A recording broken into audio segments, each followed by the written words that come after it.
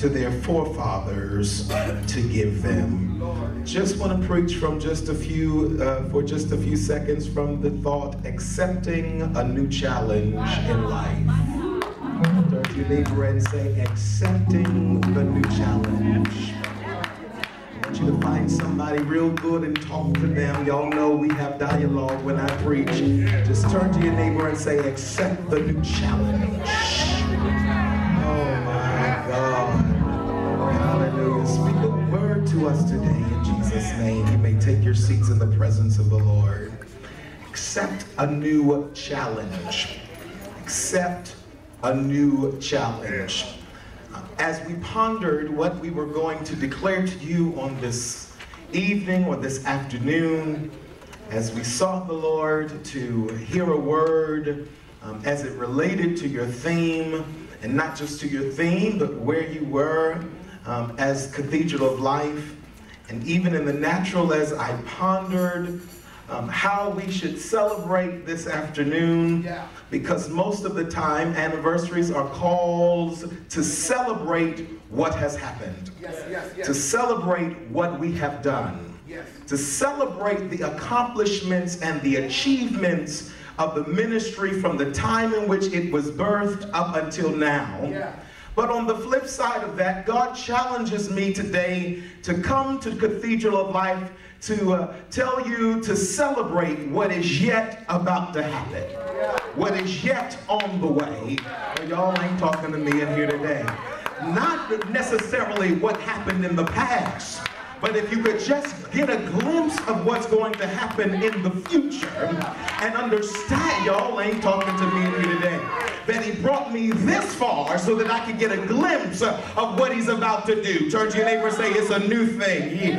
Oh my God, if you could just understand these, this as I build my thesis today, that we find ourselves in the book of Joshua, and Joshua is a book in which we could possibly mourn at the beginning of this text, because the story does not end in the book of Deuteronomy, or the book of Exodus rather, in the manner in which we thought that it should have ended. The story does not end with a great glory. It does not end with a great praise, but it ends with somebody who was looking forward to getting into the promised land dying.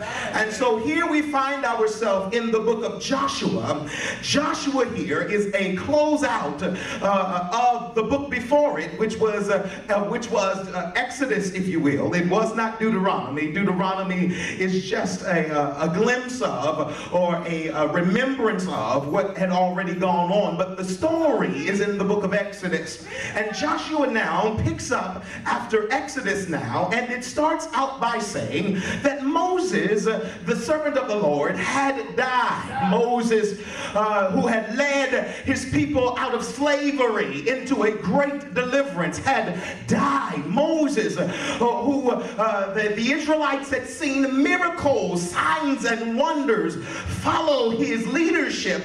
Moses now dies, and there is a transition that must occur. There is a transition that happens because Moses is not necessarily the one that has been challenged to take these people into a new and promised land. Now, many of you would sit and interpret my preached word as Bishop Porter is dead, but that's not where I'm going today. What I'm trying to say is that in this next dimension and in this next year, there has to be a funeral of some of us in here, and there has to be a rebirthing of a new type of people in order to enter into, y'all ain't talking to me, into the promised land. Turn to your neighbor and say, who is he talking about? And answer your neighbor and say, he's talking about you. There are some things about us that we have to die to and die in, that we might be able to go into the place that God has called us to go into.